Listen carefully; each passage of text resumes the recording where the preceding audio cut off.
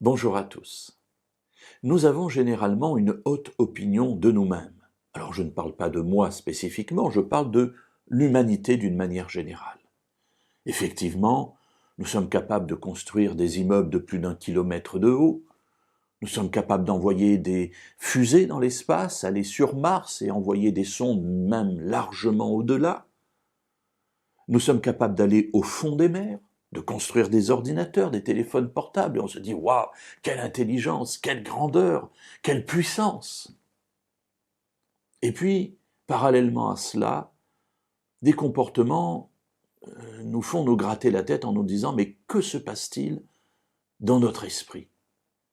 Il y a effectivement les guerres, il y a les famines, il y a les endroits privés d'eau, il y a la surexploitation de notre terre, il y a la folie des hommes qui brûlent les forêts amazoniennes simplement parce que cela rapporte plus d'argent, pour un profit immédiat, sans penser à l'avenir. Bref, une sorte de folie de l'humanité. Cela est exprimé, me semble-t-il, dans le livre des psaumes, dans le psaume numéro 2, au verset 1, et puis au verset 4.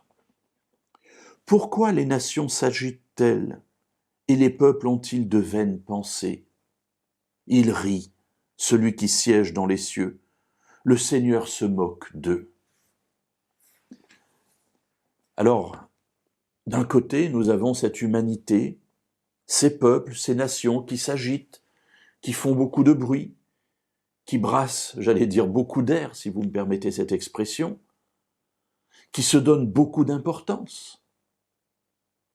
Et puis de l'autre côté, Dieu qui siège dans les cieux largement au-dessus des hommes et qui lui rit et se moque d'eux. Alors bien entendu, on ne parle pas ici du sentiment fondamental de Dieu qui aime l'homme. Il l'aime tellement que Jésus est venu et qu'il est mort pour nous. Mais il se moque de cette agitation, il se moque de cette importance que les hommes se donnent, en regardant vers les choses futiles, des choses qui ne sont pas fondamentales. Mes amis, qu'y a-t-il de plus fondamental que chacun puisse manger à sa faim, que chacun puisse recevoir un salaire honnête lorsqu'il travaille, pour pouvoir faire vivre sa famille décemment? Alors oui, on peut aller sur Mars, pourquoi pas? Mais à quoi cela sert-il face à la détresse humaine?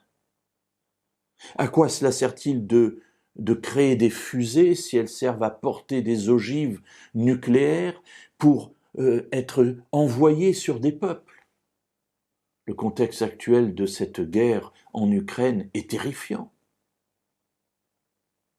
Mes amis, en tant que croyants, là où nous nous trouvons, soyons des êtres sensés, soyons des êtres conduits par Dieu pour amener l'humanité qui nous entoure à réfléchir au sens réel de la vie que nous menons dans notre monde.